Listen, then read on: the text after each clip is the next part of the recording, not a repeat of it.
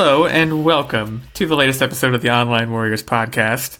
As always, I am one of your gracious hosts, Illeagle86, and I am joined by the ever so debonair Techtic one. Hey, how's it going?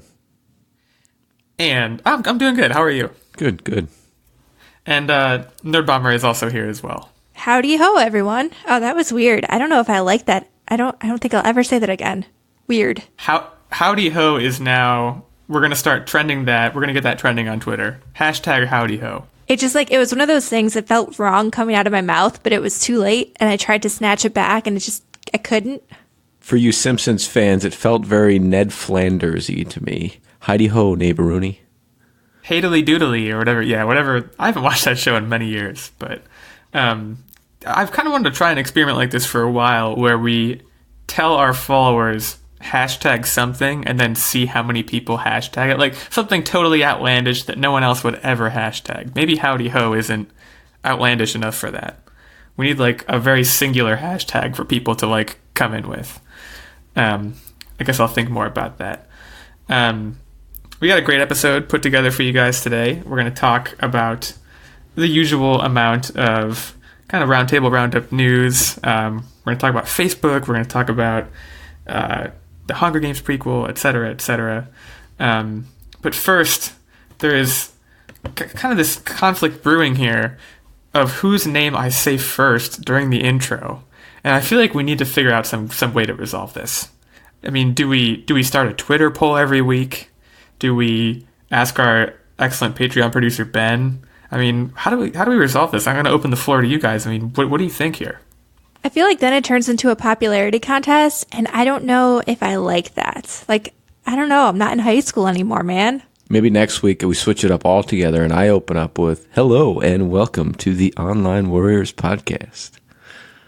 I like that idea. Just because if anything, I'd like to see what kind of spin you put on the very first words. And also, yeah, I mean, I introduce myself first every time, but that doesn't really seem fair. So next week, you heard it here first, Techtic 1 is going to be doing the intro reel for the podcast, so if there ever has been anything to get excited for, it's probably that. This week, though, let's talk about this Hunger Games prequel. So, I think this was yesterday or 2 days ago as of this recording. Essentially, Suzanne Collins has announced that there's a prequel novel for the Hunger Games coming in 2020. Not a whole lot of details yet, but what we do know is that, for those of you that have seen the Hunger Games movies or read the books, the novel will be set in Panem 64 years before the events of the original trilogy on the morning of the reaping of the 10th Hunger Games. So this is well before Katniss Everdeen, well before Peeta Mellark, all that stuff. Outside of that, we don't know a whole lot more, but what we do know is that Lionsgate, who adapted the first four movies, or I should say, well, yeah, there were four movies for three books. Yep. They're already in on this new book, which, like, boy, kind of bold on their part. Like, you don't even know if the book's going to be good, do you? I mean, I don't think you need to know if the book is going to be good. At this point, they could take literal hot garbage, name it anything to do with Hunger Games, and there would be people lining up to go see it. What I do know about this whole shenanigans is this is something I did not ask for. I am one of those people, like, I really enjoyed the Hunger Games, and this is one of those things where, like, you leave it well enough alone, because the only thing that can come from this is tarnishing the legacy of the Hunger Games. I think there's an opportunity to do it well, as long as they leave well enough alone, like there is no real impact on the current timeline that we all know and love, then I think it could be really successful. I'm a big fan of prequels, especially when there's kind of some lineage that you see and some kind of shout outs to the characters that we know and love. That excites me. And Borderlands was a great example, right? The pre-sequel, prequel. I mean, that was enjoyable to see kind of how things happened and how we got where we were. So that's my take. I don't know. Like, I'm split on this. I mean, I agree with you, Nerdbomber, in terms of, like, prequels/sequels that no one was asking for. Just throw it on the pile. I mean, how many of those are there? Like, you know, they revived Men in Black, and that's not doing super well right now. Then again, they also revived Toy Story, and that has like amazing reviews before it even comes out. So I guess there are success stories to kind of taking a franchise and unearthing it from the grave, but I just don't know. Like, for me, it's also kind of my difficulty with prequels that are set in these big connected universes is that you get what I would like to call the Rogue One issue, which most people... So did you guys see Rogue One, first of all? I don't think I ever saw it. I saw it on Netflix and I wanted to watch it, but I never got around to it. I heard like middling things about it, so I didn't necessarily want to watch it. People really like it, but I think it's super overrated. Like, I saw it in theaters. I think I saw it in theaters. I remember being excited to see it. I love everything Star Wars. But the thing about Rogue One is that it answers questions that you already know the answers to. Like, it ends right at the beginning of A New Hope, essentially. So you know where it's going to end up, and therefore the story can only be so interesting. And I worry that, even though this is 64 years beforehand, like, I worry that you may see the same sort of thing happen. Yeah, I mean, for the most part, and no spoilers, even though the movie and the books are both like pretty old at this point, but there's not much room for a story to deviate. Like, there was no side really Renaissance thing happening. I don't even know if that makes sense, but like, there's no side story there, in my opinion. So you do know how it's going to end. It can only end one way. So in my opinion, and take notes, folks, here's the correct way to do a prequel. The story opens up with a character. It's your main character, and we're going to call this character Steven, okay? Steven is the hero in the story. He's triumphant. He's a good-hearted person through and through. And then in the very, very end of the story, something happens that just breaks him, okay? And the hero then turns into the villain, and he takes on a new alias. So this way, you get in love with this character, you find the hero, and then just as soon as you've fallen in love with the character, it's major plot twist. Holy cow, that was so-and-so? This is one of those times when I can't tell if you're deliberately being like sarcastic or if you do know that that's Star Wars. But that's the right way to do it, in my opinion. Yes, exactly. Star Wars did it right with Darth Vader. I don't know. See, that's a fine line, though, because, like, with Darth Vader, it wasn't a twist. People all knew by the first movie, they were like, okay, he's eventually going to be evil, and then you just see how it happens. Again, it's the same thing where there's no devastating twist, there's no major conclusion that leaves your jaw on the floor. Like, there is room in a Hunger Games prequel for characters like President Snow, for characters like even Haymitch to come back and to be different incarnations of themselves, and I agree that could be interesting. President Stephen Snow. Remember that. Is that actually his name? No, but it's a good story. It sounds like a pretty good story, right? Yeah, I mean, I wouldn't be surprised, come to think of it. And again, Hunger Games, like, super fans who are listening to this probably have an idea already of, okay, at the 10th Hunger Games, President Snow was alive and he was in this position. Haymitch was... For all I know, Haymitch is in the 10th Hunger Games. I honestly don't even remember. But, like, it would be cool to see those characters pop up in that way, is I guess what I'm saying. For me, like, what I would do is I was surprised to read that it was the 10th Hunger Games. I would have expected that they would almost have done more of, like, a First Purge kind of thing, where, like, okay, what did the first Hunger Games look like? I think that would be a lot more interesting. But, Actually, yeah, I do agree, because like by the 10th Hunger Games, you would either have that rebellion thing, so it'd be like reliving the Hunger Games trilogy that we already know, whereas the first Hunger Games would give them a chance to like at least explore the establishment of the entire thing. That would have been a little bit more interesting. Well, that's for the prequel. Perhaps. I mean, the thing about the first Hunger Games is that people probably didn't fully know what to expect. Like, you get these kids in this arena, right? And then... all these kids are probably thinking like, wow, we're not actually going to kill each other, are we? And then some kid does it. And then it's like, oh, snap. And then the whole thing like gets going. I think that would be very interesting. But like you said, maybe the prequel will contain nuggets like that. I don't know. Like, I am torn on this one because I agree, especially these days more than any other day, that like this is just something that no one was really asking for.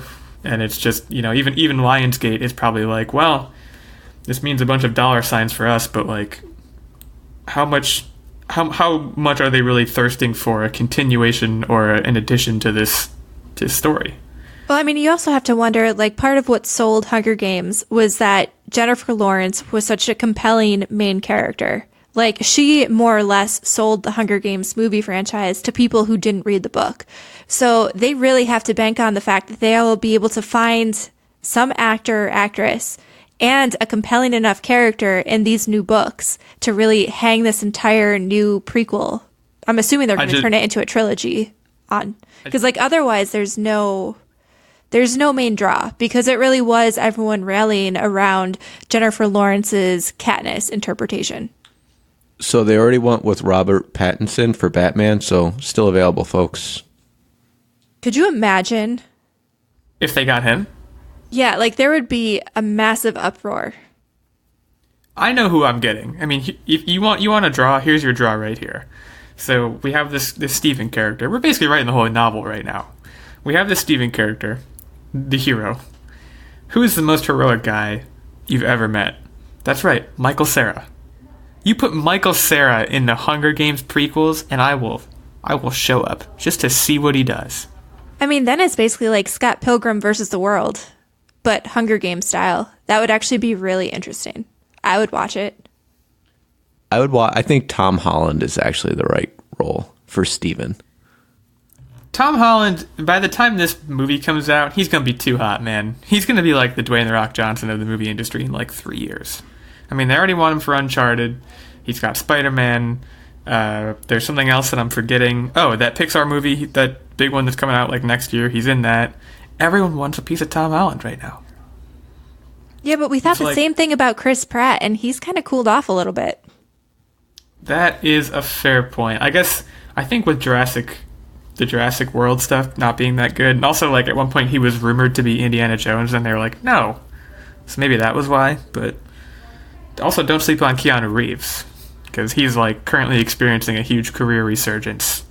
I think there's a petition to Time to make him like the Man of the Year currently. Yeah, and there should be, because he is a national treasure. Speaking of national treasures, Batman's a national treasure, wouldn't you say? I think so, yeah. He's the treasure of Gotham at the very least. Another prequel, in the interest of discussing prequels that potentially nobody asked for, Epix is coming out with a television show. I don't actually know exactly when this comes out, but they just released a trailer for their Batman prequel TV series called Pennyworth. That's right. It is a series that is about Alfred Pennyworth. No Batman involvement at all. Just Alfred being Alfred, I guess. So you guys watched the trailer, right? Yeah, I did. And I don't want to seem like a Debbie Downer, because I feel like I kind of nixed the whole Hunger Games prequel thing too. But like, what is going on with this trailer? They basically made Alfred Pennyworth like a James Bond type character. I'm sorry, Alfred was just the old man butler who was kind of like nice. He didn't really do a whole lot. He was just there for Batman and knew a secret. And now they have him like snapping people's necks, being all stealthy. And also, like, what are they doing on Epix? Who actually subscribes to Epix? Yeah, the only value I could see with his storyline is like maybe war training and medical training. That's about it. I don't see, James Bond Fred running around and then, I'm going to be a butler now. Yeah, like, I don't know. Sorry, go ahead. I was just going to say, I don't know enough about the comics backstory for Alfred Pennyworth, but, is this a brand new concept, or has this been done before? I mean, I don't know. Techtic probably knows that better than me. Well, that's why I had said, I'm pretty sure exactly what I had said was his background, where he'd fought in the war, he was a medic, and that's why he's able, and how he's able to help Batman is tend to his wounds. He knows basic combat skills should the opportunity arise. But yeah, he's no secret agent. I mean, this trailer is certainly making him out to be one. And to me, this is much more like when I see the Hunger Games prequel, I'm much more like, yeah, this is okay. I could get behind this. When I saw this, I was just like, God, man, they are just milking Batman for everything he has. I don't know how Gotham was. I watched a couple episodes of Gotham and I wasn't really into it. That was a very similar thing where their Batman was only fringe involved. But this just looks. I can't get there. And again, you also mentioned Epix, which like, if you held a gun to my head and told me to turn on my TV and turn to Epix, I would not know what channel it was because like you said, do you need to subscribe to it? I don't even know what Epix is. I think it's one of those like premium movie channels because I know, so growing up, my parents subscribed to like the all premium movie channel because my mom really liked HBO and Stars. And then with that, you got like Showtime and I'm pretty sure you got Epix. But now in today's day and age of like picking and choosing packages, I don't know anybody who willfully subscribes to Epix. Like this is probably the first semi big name exclusive thing that they have. Most of the time, I want to say their movies are like oldish action movies that are like 5 to 10 years old. It's puzzling to me. And like, yeah, I just looked it up. It is premium cable. I didn't even know that. The other weird thing to me is that like, this would look interesting if it was anything other than them trying to tell me this is Alfred Pennyworth. Like, just make it some weird action show. I'd probably watch it. It looks compelling enough for that. There's probably like a certain narrative quality that you lose when you really just want to tell a story about a British guy who's like kind of spy-ish, and what you actually have to do is tell that story, but also find weird ways to like pigeonhole it into the Batman universe. So like at times they may be bending over backwards to do that and like making uncharacteristic choices that they wouldn't usually make. And like, yeah, I'm not really on board with this one. But it comes out later this year, July 29th. It's going to be about Alfred and how he works with Thomas Wayne, Bruce's father, in the 1960s. So if you like period pieces, I guess that is kind of one other draw of it, is like if you like period pieces, if you're like one of those Downton Abbey people, which granted that's like way before the 60s, but you know what I mean. If you like British period dramas, I don't know, maybe this is for you. I feel like it could be interesting, but I feel like DC doesn't give them the backing and support with any of their new original TV shows. Like they pulled Swamp Thing already. It only aired like one episode and they canceled it. Like I think it's going to run the season, but that's it. You're kidding. They canceled Swamp Thing already? Yep. Holy cow. It was that bad? Did you watch it? I didn't watch it, but like I don't even know if you could tell if it was that bad. One episode in, you can't really tell if a show is going to be that good or not. Yeah, that's wild. I mean, like, and again, kind of going back to the Epix thing, like, the pilot of Pennyworth has surely already been shot. In fact, probably more episodes than that have been shot. And my guess is, if it was that good, it would be on, I don't know, where are the other DC shows? CW? Literally any other network. Yeah, it would be somewhere else is the point I'm trying to make. Like, it probably wound up on Epix because they're like, all right, now these other networks will take it. Let's go to Epix and see what they think of it. Or at the very least, I'm sure they did that with the script. But not a whole lot of promise behind Pennyworth. Like, I don't know. Like, I suppose if you had to go into the DC universe and pick a side character to make an entire show about, I guess it would be Alfred. That would not be it. Yeah, no, that would not be the first choice. I would make like the Nightwing character has gone through so many different iterations in the comic book universe, and I know you're not a comic book reader, but they even did like a James Bond type of Nightwing. Like they had Grayson be basically a James Bond spy character for a little bit in one of the recent comic iterations. And if you want something more gory, you go with Jason Todd and do the Red Hood storyline. Like there's so many interesting side characters. But are those plots that, well, the Nightwing one is, but is the Red Hood one, is that a plot line that can support not having Batman? Because I think the whole point of this is to not have Batman, right? No, he kind of goes off and murders people, and he's heroic in his own way. Just not very Batman-esque. You might need a couple Batmans showing up here and there to kind of try to rein him in, but you can go without Batman. I would do, like, the Riddler. I think the Riddler is such a cool character. I would pick one of the villains. I think Batman's got great villains. And, like, I mean, the Joker, the movie's already coming out, which I'm still super excited for that. But, like, there's a lot of villains I think you could pick and, like, make a show around them. Which, granted, that's probably also kind of what Gotham was. But, like, I don't know. Gotham had that guy from the OC in it, and that just distracted me from the word go. You know the OC? Remember that show? That show was on forever. Yeah. California soap opera. Big fan. I used to watch that show with my dad. Like, that was like a father-son thing we would do. Some father-son teams would like go play catch with the ball or like go hunt. Me and my dad watched the OC. So be jealous, everyone else. So yeah, Pennyworth comes out July 29th. Check it out if, in spite of all of the criticizing we've just done, you think it's for you. And the Hunger Games novel, just kind of go back to that. I realized I never said that it comes out May 19th, 2020. So we have a little under a year for that, apparently. It's already being published by Scholastic, so you have that to look forward to, fans of Katniss and whatnot. Let's talk about Pokemon real quick. And it has recently, as far as I'm aware, I will say right off the top, I am not a Pokemon guy. I'm going to be a passenger on this journey. But apparently Pokemon Sword and Shield won't be letting you catch every single Pokemon. Which I'm okay with, okay? So there's been both positive and negative inputs on this, and the major reason why you can't catch every single Pokemon is because they want to put emphasis on quality. They want to really animate the ones that are in there and highlight all their features as opposed to just shoving every single Pokemon in the game. And then they're going to have to take some hits on the resolution of characters so they can all jam pack it in there, which I'm fine with. And hilariously enough, the biggest push and criticisms that people are asking for is, you know what? If you're not going to include all 800 plus Pokemon, that's fine. But please, please, please make the water come out of Blastoise's cannon.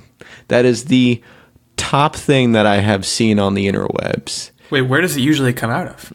At his face. Which is wrong, right? Yeah, so he's got two cannons normally, and then in his mega form, he's got a third cannon, and it's always out of his face because the way that they animate all these characters is they have the spirit location in the game, and then they have generic attacks coming out of the same spot no matter what spirit you're playing. I see. So they're saying, okay, if you're going to have less Pokemon such that you improve the animation, you damn well better make the water come out of his cannons. Right. You would think at this point, given the handheld gaming advances, that they would add that to the short list. But maybe Blastoise's cannons are just for show. You ever think of that? Or does he have a move that's called like water cannon or something? I don't know. I have not played Pokemon in like 100 years. There are definitely cannon-based moves that do not involve shooting water out of his cannons. It is all out of said face. Overall, though, going back to the limited Pokedex, like, I understand why people are upset, but at the same time, it's not like this is the first game that's limited you in what type of Pokemon that you could have in the game. Because I think the older, like, Game Boy games, they didn't allow you to import every single Pokemon from older games. That's something that really was newer once we got, like, the DS and had the internet option of using the Pokemon Bank. And, like, okay, I know that you won't be able to import Pokemon from older games, but at the same time, I feel like that's kind of cool because it gives you a fresh new look at the game. And especially since you'll be coming onto a completely new console, like besides Let's Go, Eevee, and Pikachu, which aren't really mainline Pokemon games, I think it'll be interesting to have everyone just start from scratch. Because even when you do like the online battles and stuff, you always had people who have had Pokemon that they've trained through multiple games and they just keep trading them forward. And so it'll give it a new dynamic. And I can't really fault them. I mean, it's a big technological jump to go from a handheld device to the Switch. And I know the Switch is handheld, but you know what I mean. So cut them some slack. Like, okay, you won't have every Pokemon ever known to man in the game, but like, it'll still be fun. The one problem is the classic line, gotta catch 'em all, gotta catch 'em all. Gotta catch some of them. It's fine. So I want to make sure I understand what the issue is here. There are, you said like 800 something Pokemon. Is that an accurate number? I believe it's a little bit over 800. So the issue is not like perfectionists who are like, I want to play this game and 100% completion it and catch every single Pokemon there is. It's more that people just want the option of having any Pokemon that exists. More or less. Like, I'm sure there are people who want to complete the entire Pokedex, but you could still, in theory, 100% the game because they won't even have the entire Pokedex loaded, so it really won't matter. But yes, in previous iterations of the game, you've been able to transfer your Pokemon from game to game. So if you had, say, a Charizard that you really liked from one game, you could literally just play with him in every game. Yeah, but that raises a lot of questions to me, the uninitiated. So, like, let's say you get a super souped up Charizard, and then you start the next game and import it right away. I mean, don't these games kind of scale up in difficulty as you go through them? Like, aren't you, like, facing off against little, like, tiny dudes at the beginning with a Charizard? Doesn't that seem kind of ridiculous? So or am I misunderstanding this? The Pokemon won't listen to you if you don't have enough badges to train him? But a lot of it, again, it goes into the online battles because there's a really big online battling community. There's whole Pokemon tournaments and stuff where you battle your Pokemon against other people's Pokemons. And there's this whole science behind the stats of Pokemon. I'm not really that into it, but we did know someone who was very, very into it. And like the breeding that goes into creating the perfect statistical Pokemon for battles is insane. So I can understand why people might want to transfer it over if they're really into the competitive scene. But like, okay, start from scratch. Yeah, that said, it gives new people the opportunity to kind of get in and compete with these old timers who've been breeding like mad scientists. Right. It turns it into more of like a gateway game for this. Like you said, it's the first one on the Switch. It should be more of a clean slate kind of situation. Exactly. I mean, as an uninitiated folk, I would say that I'm definitely more on that side of things. But I mean, maybe as someone who has played like however many games there have been, maybe I would be super upset. So you said it's essentially a very divided field right now? I mean, for the most part, the entire internet seems to be upset, but I'm sure there's also the quiet minority like me who really don't care either way. Like, I'm still going to play the game. Every game that I start when I'm playing through the actual campaign, I start from scratch because that's half the fun, is figuring out what team is going to work best and discovering new Pokemon. So, like, for me, I'm sure there's other people like me. I don't really care. Even in Let's Go Eevee, you did not want me to trade Pokemon in from my Pokemon Go app. Yeah, I don't know. There's just, for me, playing the campaign, there's something that feels inauthentic about transporting Pokemon. And I don't mean to criticize people who do this, but it's just like, you're almost cheating the system.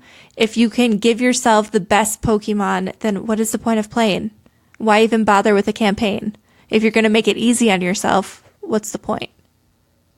But you said, like, the internet. I mean, the internet's a weird place, right? Because, and there's a term for this, and I can't think of what it is, but, like, everyone who's speaking up about it and is so upset are just the people that are upset enough to speak out about it. And, like, the countless other people who aren't, who I think are like you, are just like, whatever, I'm not going to say anything. So all you see is the negative people. Typically, the minority is the loudest. The vocal minority. That's the term I was looking for. Vocal minority. So yeah, they are sure to be the loudest, and there's probably a bunch of people who are like, yeah, no, that's fine. I mean, another question is, at this point, what can Pokemon do that will actually alienate people? Because I feel like it's nothing. Is that fair to say? I think no matter what they do, people are still going to buy the game. Like, this is a 20-year-old franchise. Detective Pikachu was one of the biggest grossing video game movies of all time. Like, at this point, the Pokemon train is not slowing down. Unless they throw a big fat turd onto a cartridge and sell that to me. Like, Pokemon is Pokemon. As long as the formula of the game is still, like, relatively the same, I'm going to have fun with it. Pikachu. Right. People... oh, gosh. People aren't asking... I don't think people are asking for it to be shaken up. They just want more of it. So, like, Pokemon can just... Nintendo, I should say, can keep popping out basically the same game every 3 years, and they're going to make a bunch of money. And I mean, let's be honest here. There was a Pokemon iteration that introduced a Pokemon that was literally an ice cream cone. Not joking. And we all still played it, and we all still loved it. So If we can accept a Pokemon shaped like an ice cream cone, I think we can accept not being able to catch that one or import it in this new game. Yeah, I can go without the ice cream cone Pokemon. So you heard it here first, folks. If you want to be a game developer and you want an easygoing life, maybe look into helping to develop one of the Pokemon games. To all you people on the internet complaining, there's a chance that you're just doing it because you like complaining and you're going to buy the game no matter what. Before we talk about our next piece of news, we want to give a shout out to our Patreon producer, Mr. Ben Checkness. Ben is a night level Patreon subscriber for the Online Warriors, which means he has input in the show. He gets to help us decide what our weekly game is going to be. And he's also super, super appreciated by us and gets shouted out every episode. So if you want to be like Ben, which, believe me, you do, Ben is super cool. We haven't met in person, but he's a great guy. Then all you have to do is hit us up on Patreon. And it's also worth noting that below the night level, we also have 2 other levels. I believe they are Page and Squire, correct? Yep, we went full night theme on this one. Yeah. So if you want to give us some support and if you like what we do, check us out on Patreon. Your assistance will help us and help support the show and help us keep bringing great content. So check it out. And again, shout out to Ben. Thanks for your support. And if you do enjoy listening to our podcast, we ask that you please consider to listen on the Podcoin app. The Podcoin app is available on both Apple and Android devices, and you actually earn money for listening to podcasts. So if you're already listening to podcasts, check them out. You'll get Podcoin for every minute that you listen, and you can put that towards gift cards, donate it to charity, whatever you want. They're a great supporter of us. We're a great supporter of them.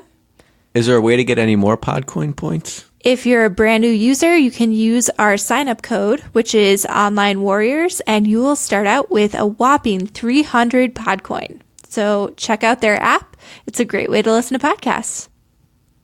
Whoop whoop. So let's get back into things here. Let's talk about Libra. Now, for those of you who have not heard, so I actually think this was just announced today or yesterday, Libra is the new cryptocurrency just announced by Facebook. So essentially, you got your Bitcoin, you got your, I think it's Ethereum is the other big one. But essentially, you have this cryptocurrency that works via blockchain, and Facebook is kind of busting into this party and saying, this is going to be the cryptocurrency to end all cryptocurrencies. And Facebook actually released a white paper on this. There's a lot of information. If you want to learn more about how cryptocurrencies work and specifically how this one will work, there's a lot of information to read. But essentially, here's I kind of diluted it down to a few bullet points. It will be releasing in the first half of 2020 for public use. Facebook is not the only controller of Libra, so it's not really Facebook currency. It's more currency that's being proposed by Facebook, but will be governed by, I think, like 28 to 30 companies that are part of this Libra association. I should say there are 28 founding member companies, but they are hoping to get over 100. The idea behind that is to kind of decentralize this currency, which I guess is a big deal when it comes to economics. I'm, again, not an economics guy, so I'm reading a lot of this, and there's a lot to take in. But essentially, the main goal of it seems like, is to create a global digital currency that basically promotes financial inclusion and keeps things like transaction fees out of the mix. So replacing those nasty transaction fees that are associated with credit cards is one thing, but also in areas where access to physical currency is not super at hand, this can help other people there as well. So, yeah, Facebook is getting into the cryptocurrency game, and it seems like it's going to be a big deal. So I'm going to ask what everyone here is thinking. Sure. Do I invest? I mean, it was just announced today, so it's kind of hard to say. Reading everything that I've read about it, it seems like they're trying to solve a lot of the problems with Bitcoin, that Bitcoin has, I should say. One of the problems that Bitcoin tends to have is that it's not backed by anything. I mean, people ask what Bitcoin is, essentially, and I still don't know.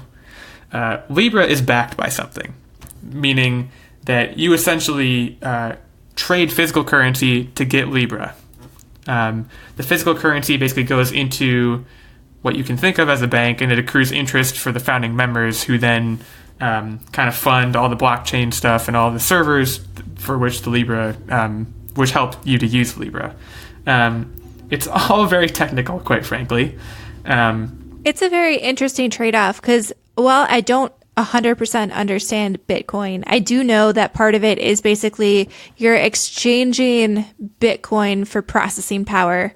And part of the ways that you can earn Bitcoin, if you don't want to put like actual money into getting Bitcoin, is to dedicate your computer processing power to mining, basically mining data, and you'll receive Bitcoin for it. So it's kind of interesting that these technological companies are more or less exchanging real money or like backing money for processing power is kind of what it sounds like. And like, yes, you can buy into it with actual money and currency, but that's an interesting way to go about it because, I mean, all of these technological companies, they have major server farms, but you can't tell me that expanding their data network and mining and using processing power on computers around the world, that has to be beneficial for them. Yeah, so I mean, it seems like as far as schmoes like us, the main benefit from Libra is, again, it cuts down on those transaction fees.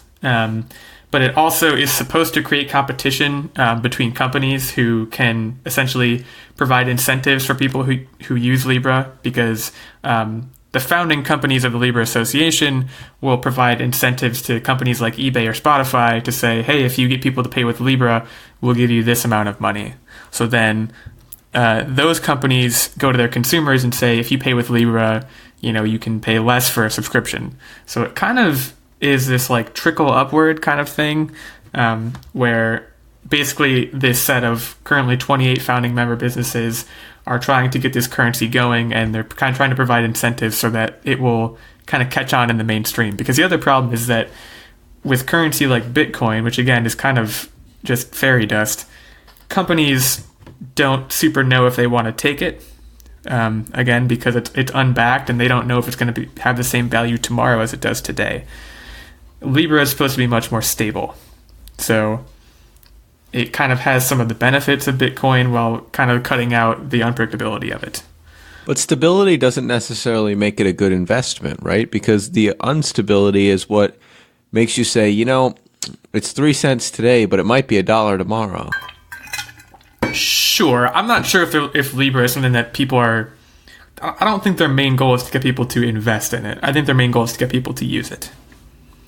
I found it really interesting, too, that in the article that I was reading, at least, they made it a point to say that your Facebook account and all of your personal information will not be linked to your Libra account.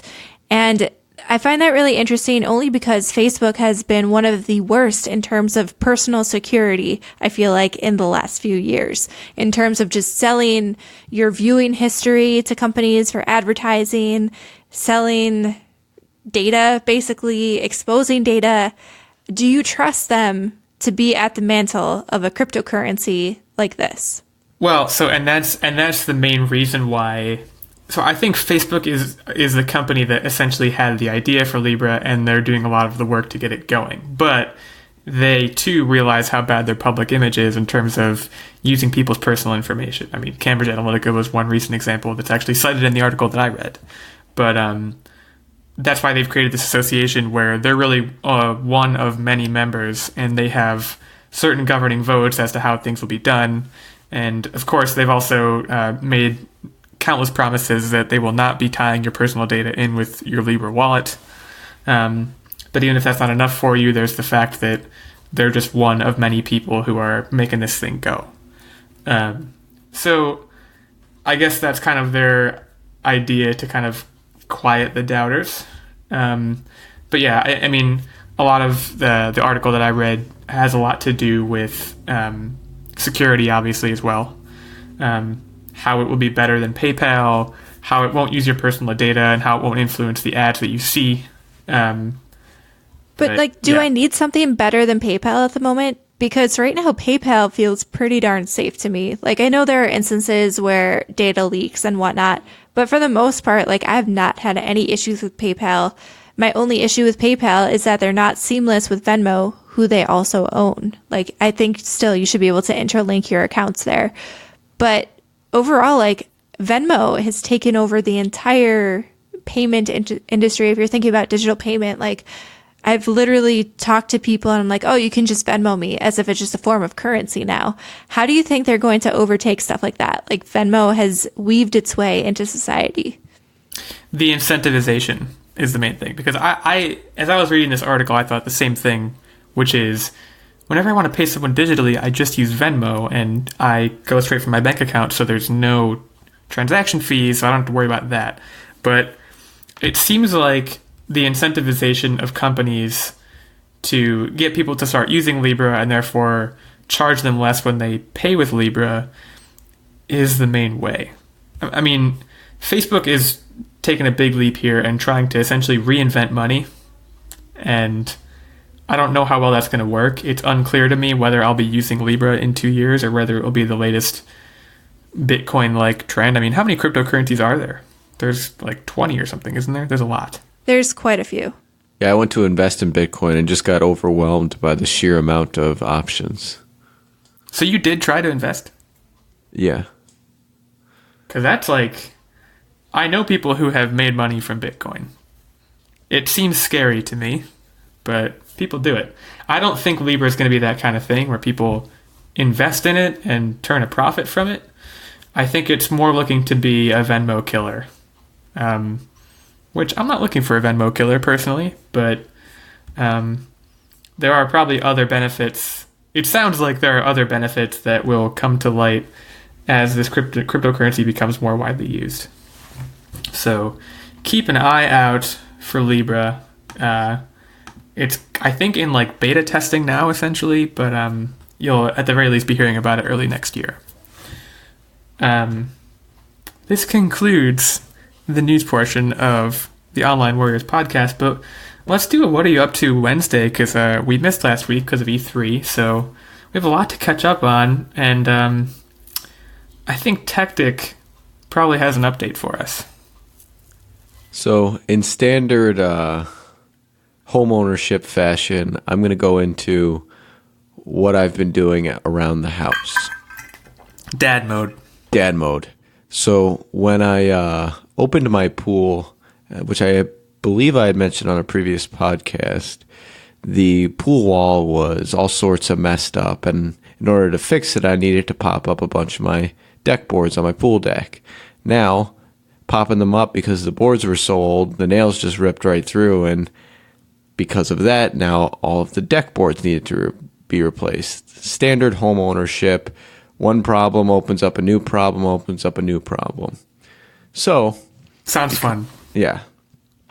Because I don't want boards to rot ever again, ever, I went to the plastic Trex board, kept the frame there, and between the rainy days, which we have been having a ton on the Northeast, every day, been chipping away at it, and as of today, I am officially done with the demolition side, laid down a bunch of the boards, and now I just gotta fasten them down, and I'm good to go.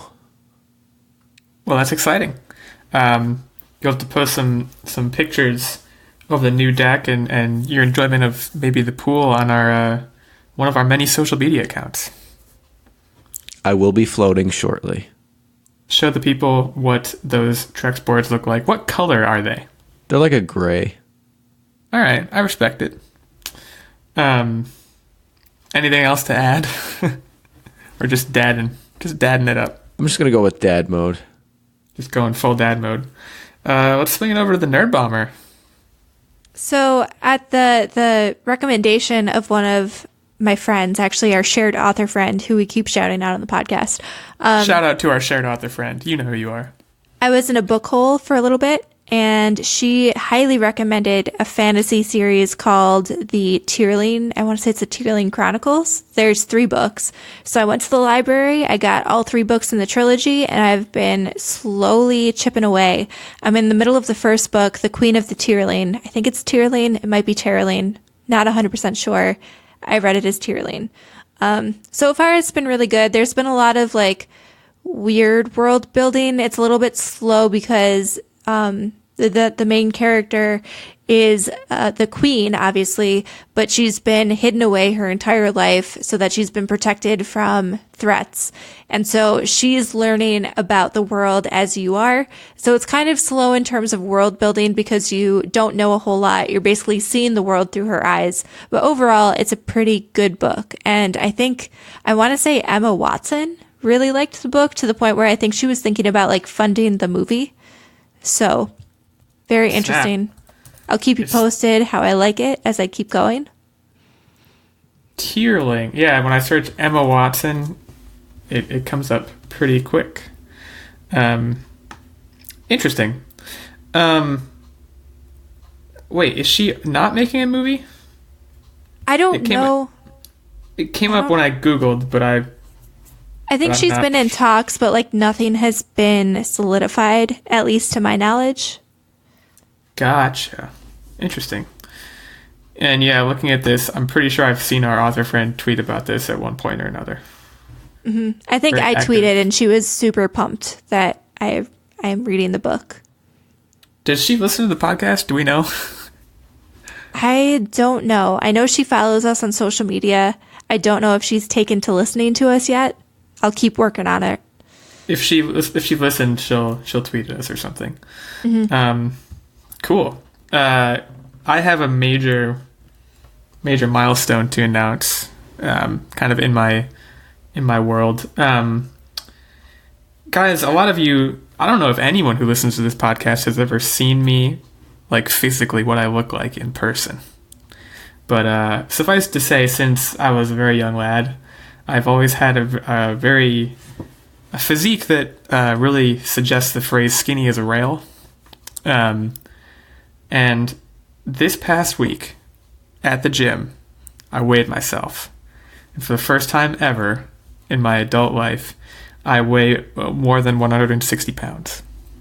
This is a big deal for me. You weigh more than I do. It feels good. That's the goal. That was my goal weight, was just more than Techtic 1. So, mission accomplished. I'm kind of having this internal debate with myself whenever I get on the scale at the gym, because for a while I've been fluctuating up and down, like around the 160 mark, but now it seems like I'm firmly above it. But I always wonder when I get on the scale and I've gained weight, I'm like, okay, is this good weight or bad weight? Because you don't know.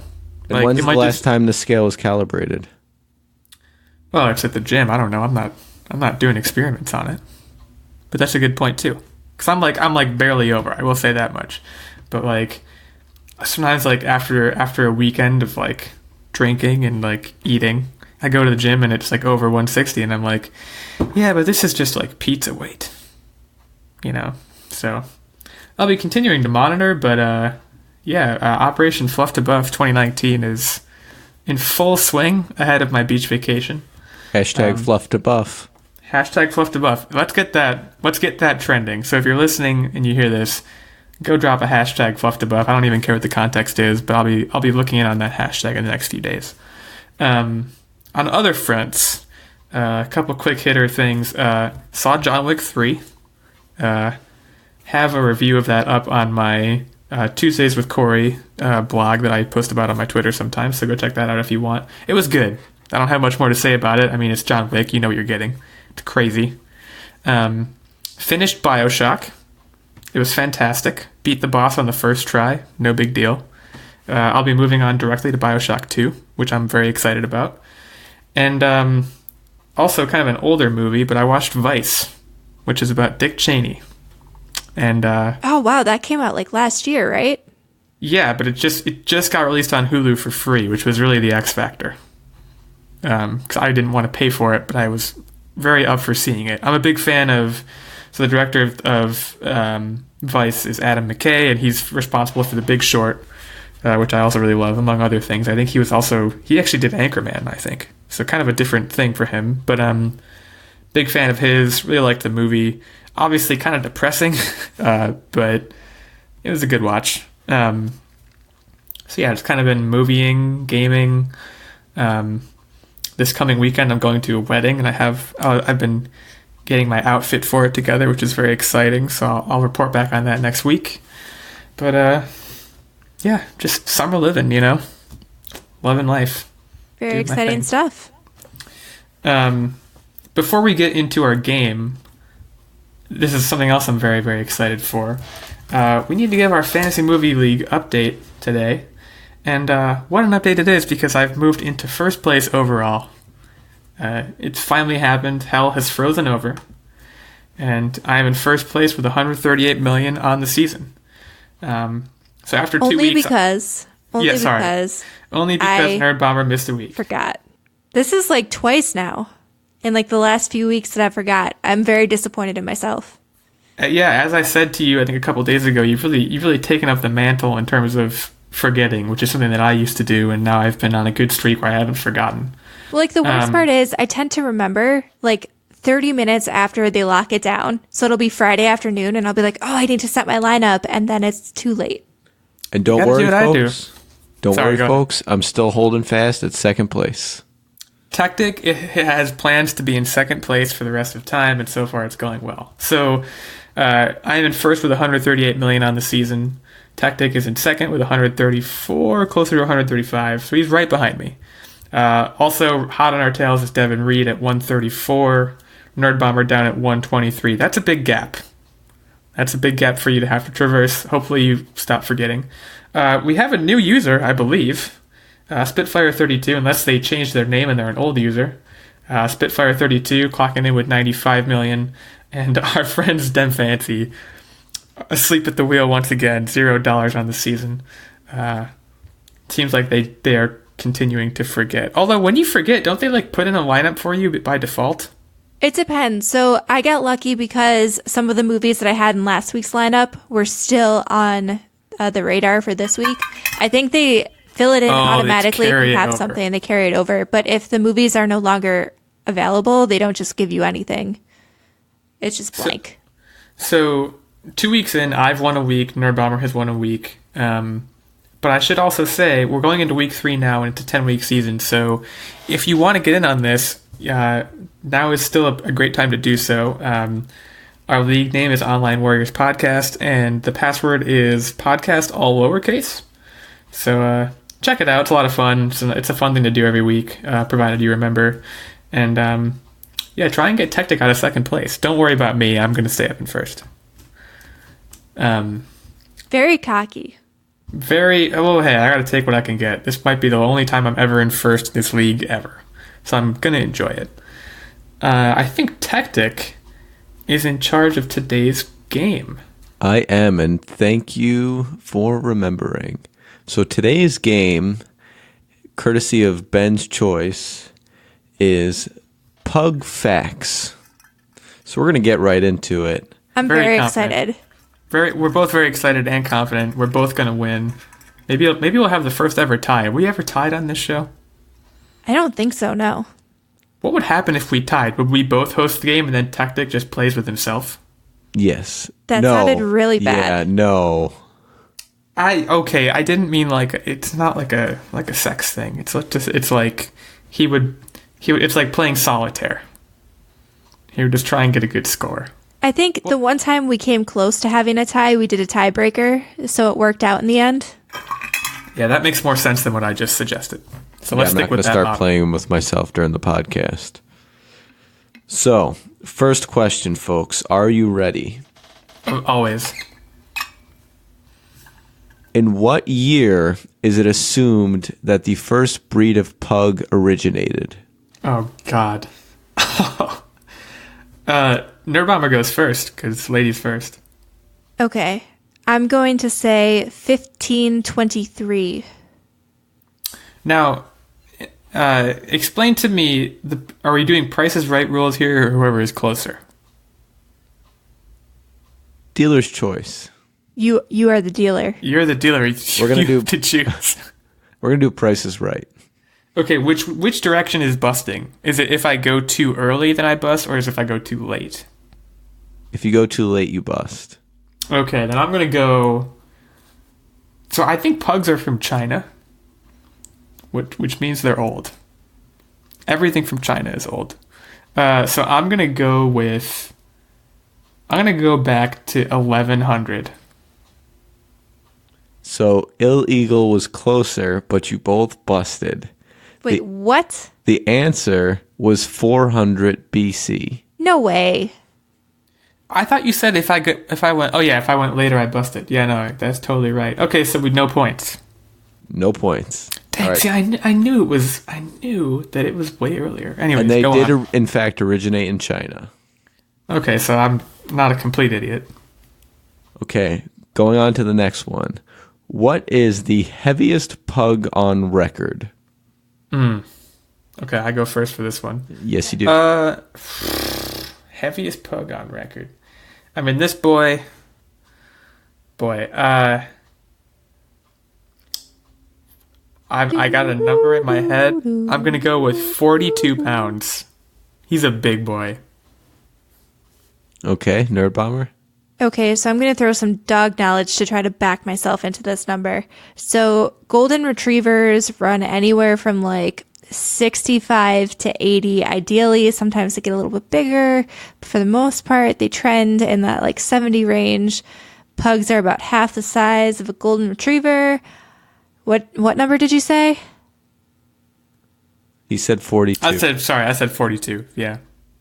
Okay. I was just thinking about how you said pugs are half the size of a golden retriever. I'm not sure I agree with that, but I'll let you do your thing. Body mass wise, I'm going to go with 30 because I feel like that's a pretty big pug.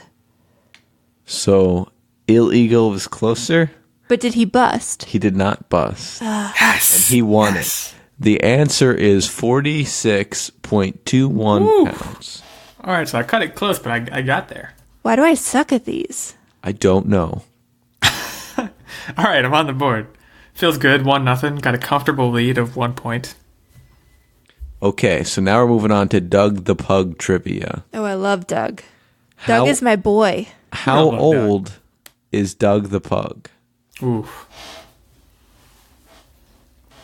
Doug is 7 years old. Oh, he's older than that. He's been around the block. Doug is I don't want to say 8 because that's cheap. I feel like that's cheap. I'm gonna go with 9. He's 9 years old.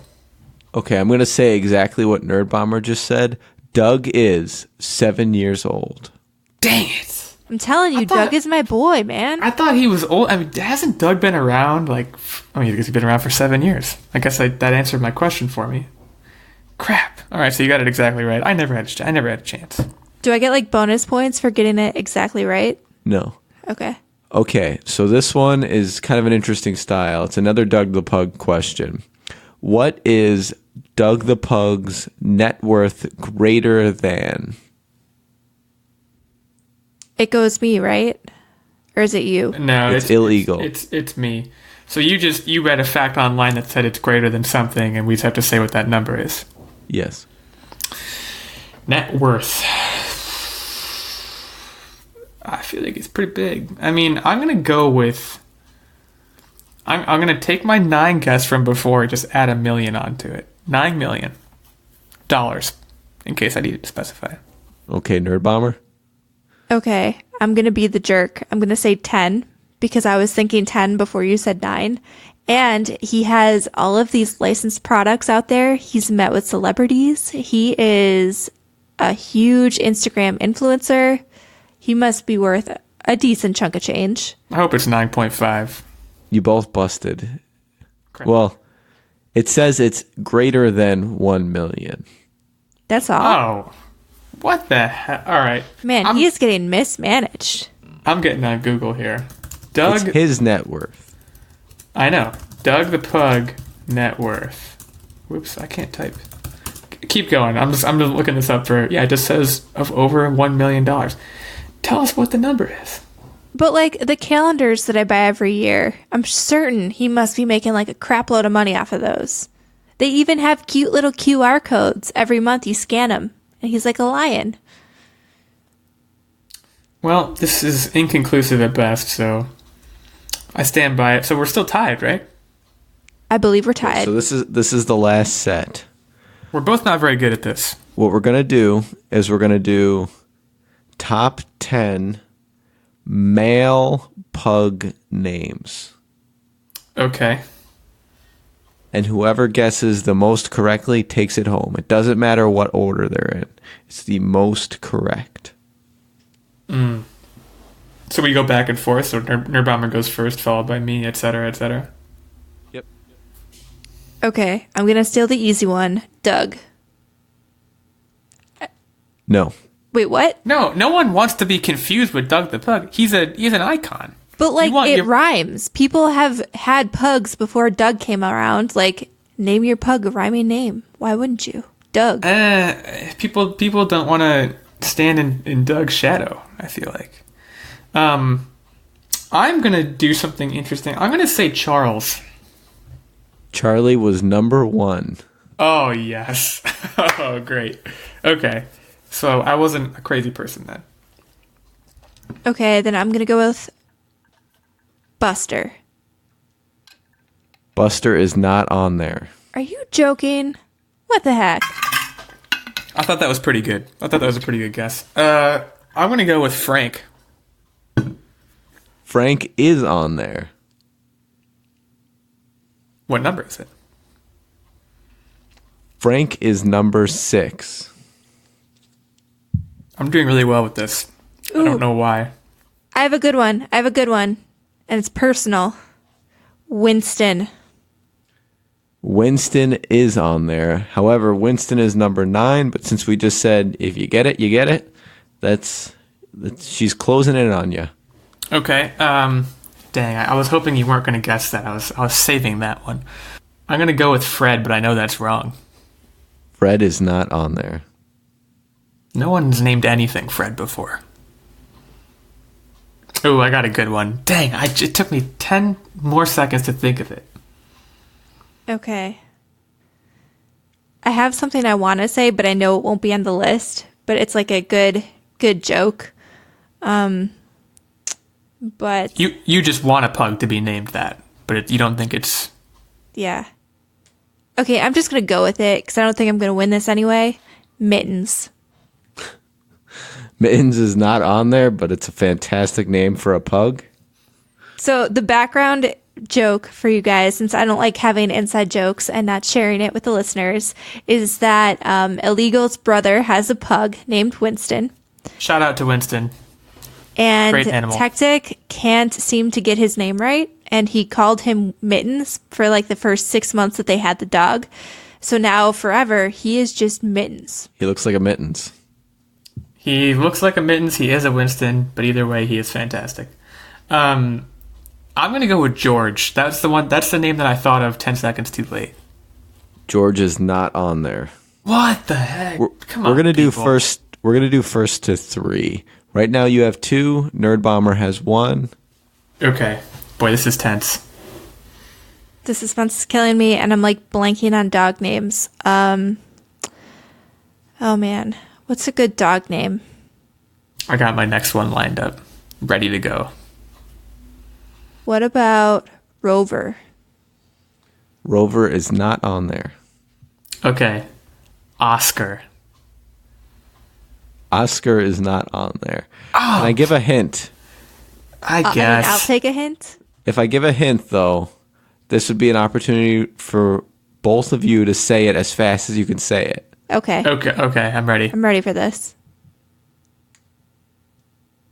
He beat Russia in an iconic boxing match. Rocky? There's one. Man, where was I Was that the during hint? I don't even know anything about Rocky. I just kind of like threw it out there. Yeah, So no, now we're that's- tied up that's at right. 2-2. Okay. So now, Nerdbomber, do you want to guess again? How does this work? Nope, Or should that I was go? her. That was her guess. You'll go up again. Okay, Oliver. How the hell did you guess Oliver? That's on there. You win. Yes! My friend's just got a puppy named Oliver. Kind of stole it, but I'll take the win. Congratulations. I guess I go again, not winning another week. And I'll be talking to our friend Ben next week about what game to host. And hopefully you'll learn something. I think that's a nice byproduct of these games is that people learn things about things. So now, tomorrow, around the water cooler, you can be like, hey, Bill. Was Bill on there? I bet Bill would be a good name for a dog. You'd be like, hey, Bill, guess what I learned yesterday? The world's heaviest pug is 46.2 pounds. Or was 46. I mean, it's probably dead, especially considering how big it was. Anyways, another episode in the books. As always, we thank you all for listening. And we look forward to seeing you again next week. Yeah, hit us up on the tweeters. We're at Online Warriors 1. We each have our own individual accounts that you can find through that main Twitter. Check us out on Patreon. We are www.patreon.com/onlinewarriors. And have a great week, everybody. If you like us, give us some good reviews on Apple Podcasts. We'd appreciate you. See you later.